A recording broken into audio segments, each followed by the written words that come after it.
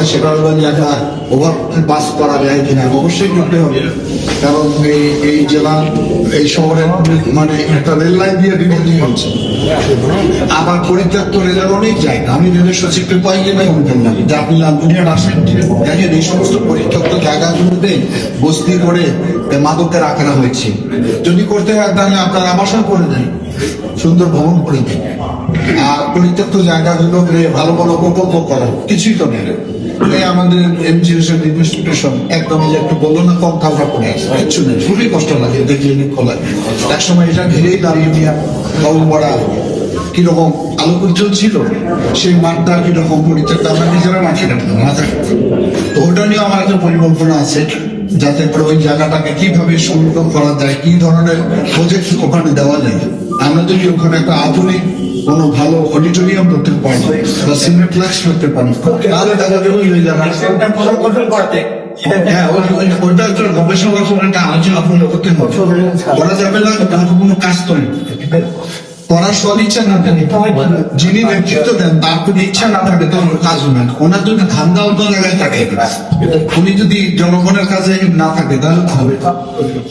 সুতরাং আপনার তো আমার পর আস্থা আছে, নিশ্চয়ই বিশ্বাস আছে। সর্বোপরি আমার অভিজ্ঞতা বাড়ছে। 2001 সালে আমি যুবক ছিলাম, বয়সে কম ছিলাম, নিম্নে প্রথম এমপি হয়, মন্ত্রী হয়েছি, ততটা কাজও দিতে পারি নাই।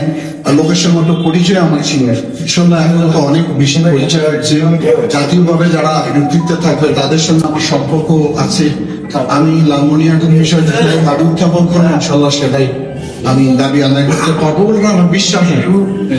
তো সে কারণে অনেক কাজ আমাদের করতে হবে। তারপরে পেশাভিত্তিক কিছু কাজ আছে, ইতিমধ্যে আমাদের দলকে কিছু কিছু 31 দফার মধ্যে অন্তর্ভুক্ত করা হয়েছে, হয়তো নির্বাচনী ইশতেহারের মধ্যে যুক্ত করা হবে। ফার্মাস কার্ড, হেলথ কার্ড, এগুলো পাশাপাশি সবচেয়ে বড় কথা উনি বলছেন যে রেমবো রেশন করতে চাই না।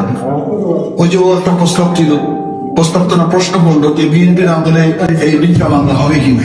এই মিথ্যা মামলার বিরুদ্ধেই তো সংগ্রাম করবো, লড়াই করলাম, জানি না কিছু না, আমরা আসামি বসে।